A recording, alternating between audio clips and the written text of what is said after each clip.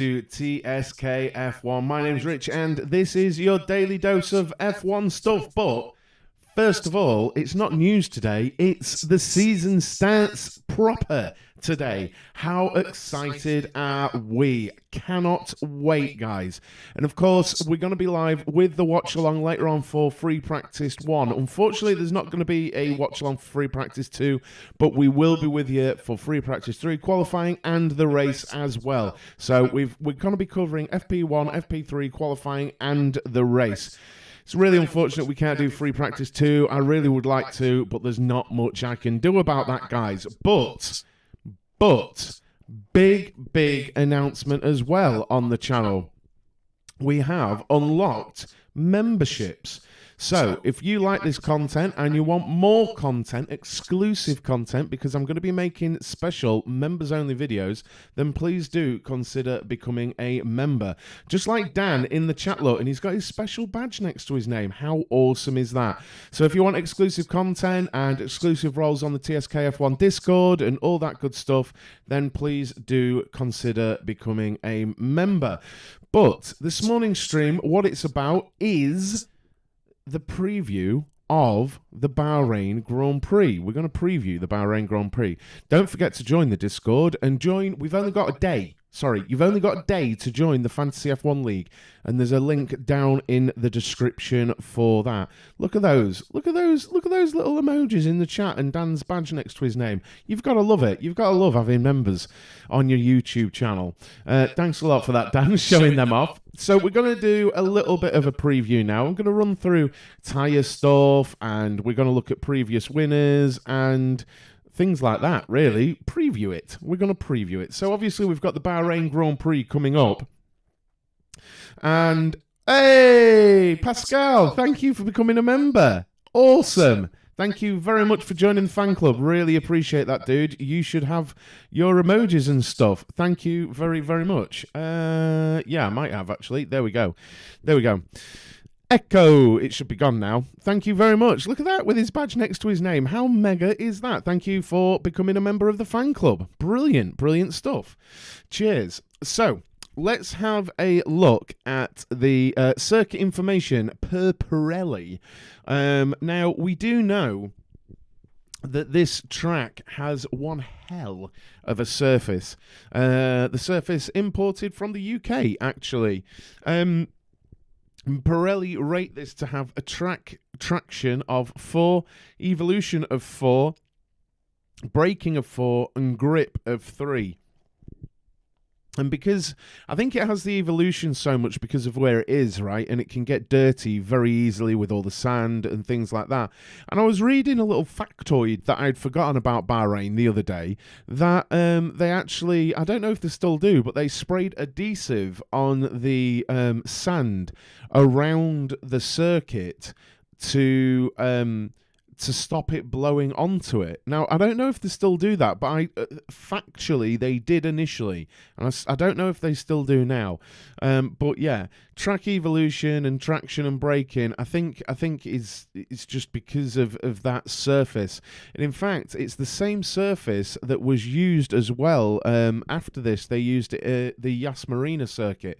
They were so happy with how this track surface reacted and worked within Formula One that they actually surfaced the Yas Marina track in the same stuff. How you doing, Ian? Look at that, look at that. The only chatters today are members. Is anyone not a member, actually, in chat? Just say hello. Look at this. All the little TSK F1 first member badges next to chats. Love it. There we go, Jumbo. There we go. I had to check. I thought I'd put it on members only by accident, but there we go. And then we've got the lateral grip 3, asphalt abrasion 5. We'll come back to that. Tyre stress 3 and downforce 3. Now, the abrasion is going to be something we're going first race of the season, and we're really going to see the teams that can look after the tyres. If pre-season stories are to be believed, you're likely to see the Ferraris chew through their tyres, especially in Bahrain, and you are likely to see Red Bull treat them quite well. There are different levels, Marcella. If you tap on the join button just below the stream somewhere, it'll give you all the options. There are 3 different options giving you different levels of content. So yeah, press the join button and it'll bring up a little box and it'll show you the different options if you're interested in becoming a member. It helps keep this channel going, basically, the memberships. So yeah, thanks a lot to Pascal, Dan, and Ian for becoming members. Really appreciate that. I'm really excited to do the members only data deep dives and things like that in the members only videos and whatnot. So yeah, as it says, Ferrari, great qualifying, rough race, and I think you're likely to see that, honestly, because it's going to be a harsh environment for them. And then number of laps 57 with a race distance of nearly 310 kilometers and circuit length of 5.412 kilometers, and Pedro de la Rosa still holding the lap record. Look at that. Craig, joining the VIP Paddock Club. Look at that, the boy. Thank you very much, Craig, for becoming a member of the VIP Paddock Club. Really appreciate that. That's super nice of you, dude. Thank you very, very, very much for that. That's super nice of you, man. Thank you very, very much. So there we go. The track surface is super harsh, and yeah, it'll be interesting. Really hard to become a member on the iPhone. No join badge or anything. Same on other streams. I've got it in the description. If you like to, obviously there's no pressure, but there is a link in the description of this stream on how to become a member. So yeah, very harsh track surface in Bahrain. Expect wear and tear on the tyres, and it to really show up those cars that aren't treating their tyres so well. Now, the tyres available for this weekend, we had a lot of talk of this through the pre-season testing watch-alongs, are the C1, C2 and C3 tyres. The C3 is, I think, the medium from testing. It is race weekend, can't wait. So we've got the hard, medium and soft C1, C2, C3, and we've got the camber limits there, because if you remember a few seasons ago, they were being cheeky with the camber limits and also the starting pressures and things like that, and they were running the pressures dangerously low, and if anyone knows the Formula One history, running pressures dangerously low is not a good thing. So thank you again to everyone who's becoming a member. That's super nice of you. Thank you very, very, very much. Also, do make sure you're using Discord, because you've got an exclusive role and everything on there now. Now Bahrain, it's massive, right? It's massive. Let's go over to there so we can see. Just into turn 1, we've got the speed trap just before the end of the start-finish straight. But just into turn 1, just before it, as they should be braking for turn 1, we have the DRS detection zone. Now, what you might see are drivers playing games into their this race. Now, this is one of the races where you can do it.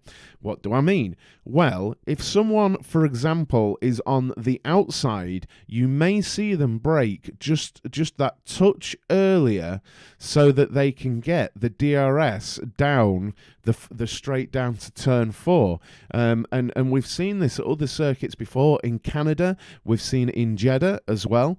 So you might see, as they're approaching turn 1, one of the two drivers seemingly, if you like, forfeit the corner, when really what they're trying to do is, 1, get the DRS, and 2, put their car in a really good position to get the traction out of 2 and through 3 down towards turn 4 with the DRS wide open. Such a trick is more difficult through turn 9 down to turn 10, because it's such a challenging little complex through the end of sector 2.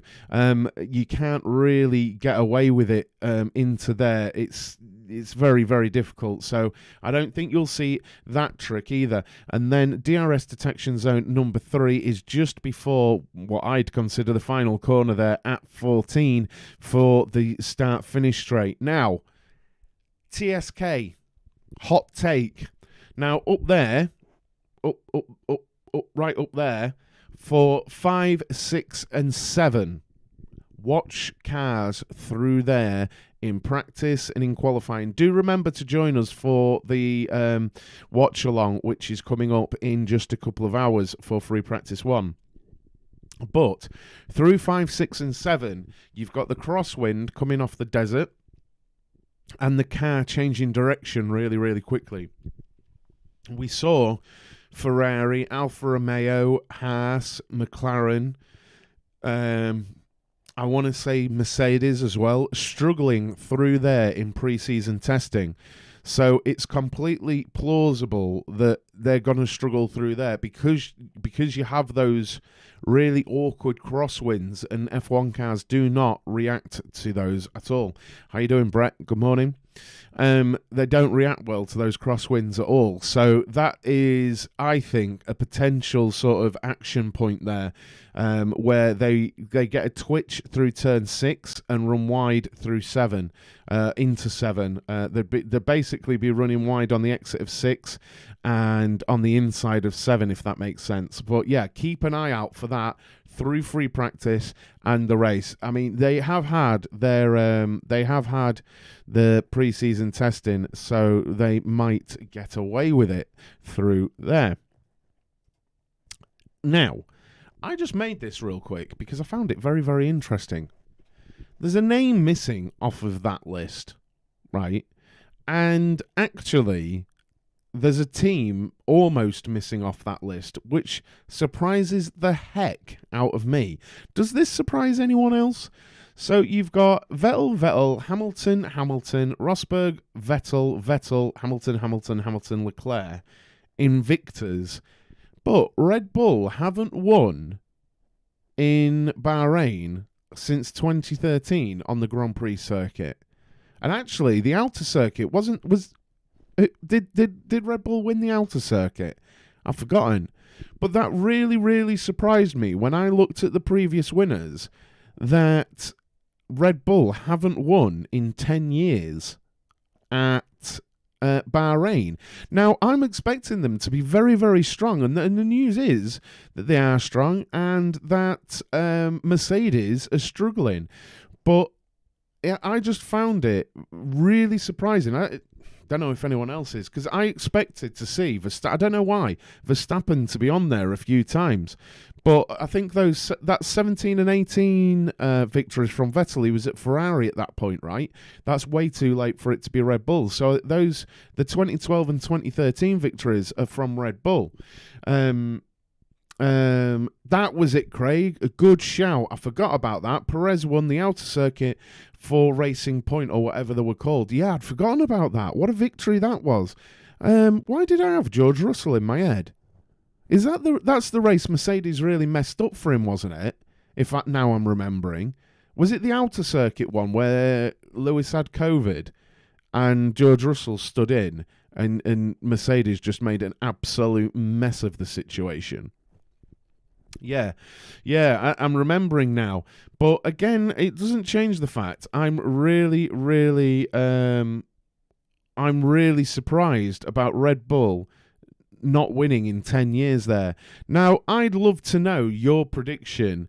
Before, let's play a game. One word, surname. Who do you think is going to win this weekend? Let me know in the chat, and then I'll let you know what I think. But I suppose you've had the Hamilton dominance, and you had Rosberg for Mercedes as well. Alonso, hey, you and me both, dude. We can dream for an Alonso victory, can't we? Just to remind everyone, I know a lot of you guys found me through the watch-alongs through preseason testing. I will be live at 11 a.m. with the watch along for free practice 1, so please do make sure you're joining me for that, guys.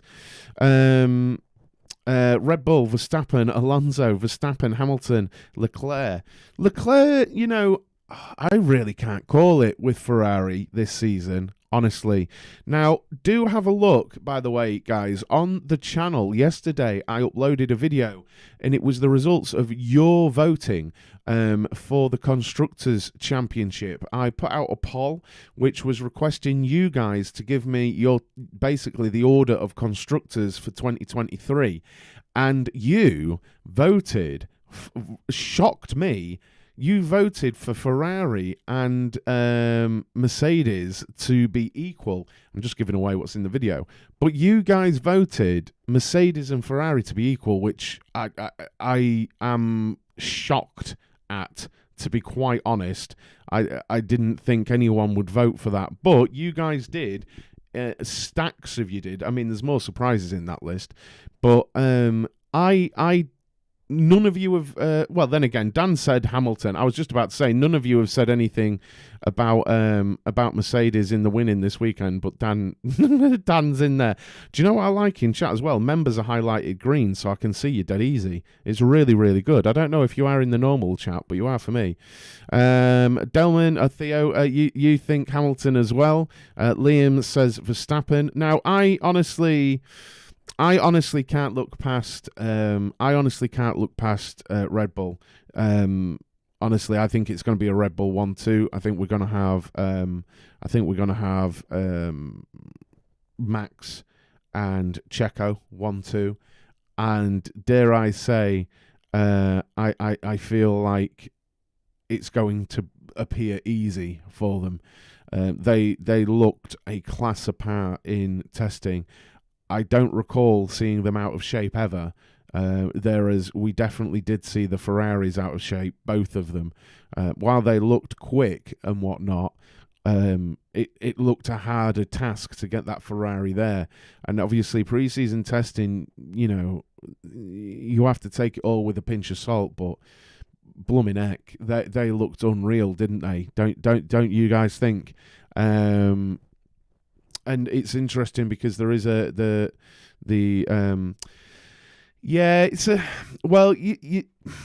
problem with that, Liam, is the Flovis stuff. I was gonna make a video on this, Liam. I was gonna make a video on the Flovis and what it meant and how good the Red Bull looked. And honestly, out of all of the pictures I could find, it was very, very tough to derive anything honestly. I saw the Ted Kravitz analysis, I saw a few other analysis, and I looked at way over 100 photos. And the problem is, none of them are really close enough to tell if that analysis was correct. Because the thing with Flovis is, you need to be a lot closer. Like, you need to see the individual sort of drips, if you like. And honestly, 95% of the photos are like from a trackside camera looking at the car, or looking at the car before it's even left the pits. So I decided against making that video because I just didn't think it was reliable of me to have done that. Honestly, I think others have, and that's fine. But I think they're just maybe I should. But I think they're just jumping on the easy narrative, when it doesn't tell the whole story. Does that make sense? And I'm not saying it's particularly wrong. I just didn't have the burden of proof that I'd want to say, look at how good Red Bull is compared to literally everyone else. Do you reckon any team's going to sandbag during practice? Behave. I swear to God, if this channel ever gets big enough, we're having a sandbagging t-shirt. But who's in for sandbagging merch? Of course, Red Bulls nowadays, but I believe that the hunger of Lewis and the new car of Mercedes will be able to deliver something good. I don't know. I don't know, Theo. I don't know. Like, hunger. It's a difficult one, right? Because I agree. what I will say is, I believe Lewis Hamilton is still hungry to drive and win. I do. I am on board with that, but I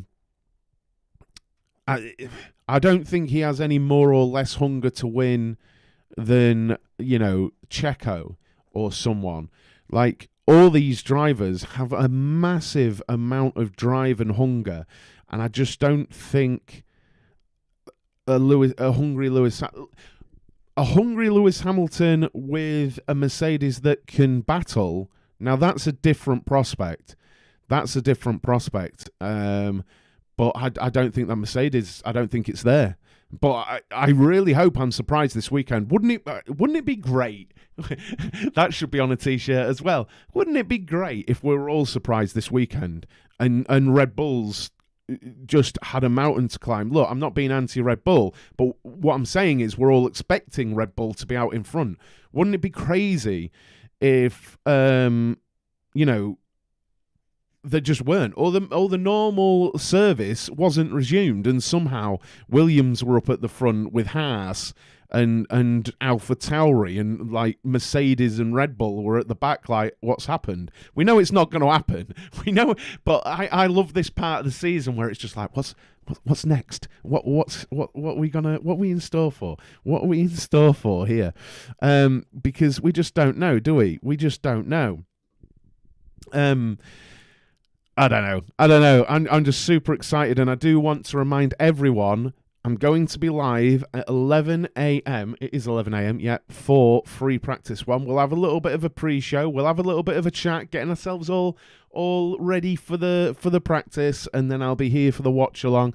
We'll be doing watch alongs for free practice 1, free practice 3, qualifying, and the race. Unfortunately, I cannot do a watch along for free practice 2 as much as I'd love to.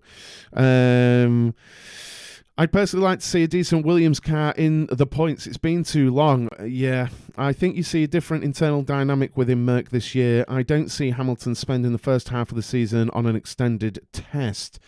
I think he's alluded to some facts here. I can bring you this because I did have some. I do want to just say something as well, by the way. A lot of the news that I've been sharing, I feel like, is very Mercedes-centric. And that isn't on purpose. If no news is coming out of Red Bull, no news is coming out of Red Bull, and there has basically been no news coming out of Red Bull. None. Apart from Checo saying if Max doesn't help him, he won't help Max.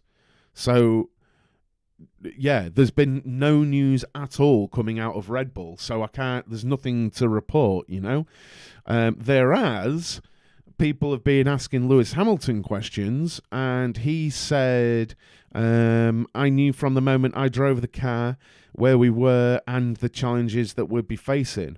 On a positive, not having a bouncing car is huge. It's a huge plus, and trying to understand what the problem is whilst having bouncing really makes it difficult to figure out what those are, so we don't have that now. I believe, you know what, Liam? I've seen very conflicting reports about, what do we think? With a toxic or good in chat, do we think Checo and Max is toxic or good? Like, as in they get on well, or it's toxic? I'd love to know your opinion on it, because is it Lawrence Barretto and a few others said at the launches Max and Checo were getting on like a house on fire, but other reports are emerging in the last week or so that things really are not good between them at all. Not good at all between Checo and Max. And I think Red Bull really need to get a handle on that, because it's just a distraction, right? So Max is going for his third, and he's looking strong. He's looking strong for his third title. That Red Bull looks incredible. He's looking in good shape and things like that. But if a Leclerc or a Lewis is right there, like, imagine, it wouldn't have changed the outcome, but imagine, for example, Abu Dhabi, Sergio Perez, he played the game, didn't he? He played the game very, very well as a brilliant rear gunner defending against Lewis Hamilton, right? He really, really didn't he? And imagine him and Max aren't in a good spot, and that arises again, and Perez already knows he's out of Red Bull for Daniel Ricciardo, you know? And it just strikes me as unnecessary, unnecessary when there could be, you don't know how the season's going to start, and there could be external factors, who would be able to get on with Max can't. Well, I mean, Danny Rick and Max get on very, very well. But we'll have to see, won't we, going into the season, what happens. Please do remember to hit that like button on the stream and subscribe down below. But really, that was my preview of the Bahrain Grand Prix, to let you know about track abrasion and previous winners, and my surprise that Red Bull haven't won there in 10 years. Do we think that's going to change this weekend? We should start to see in Free Practice 1. Right, make sure you're subscribed. Make sure you've tapped that bell button, because I will be live in about 90 minutes for the first session of Formula 1 2023, and I'm super, super excited. All right, guys, I'll be back in about an hour and a half with the watch along. Thanks a lot, and I'll see you soon. Cheers. Bye-bye.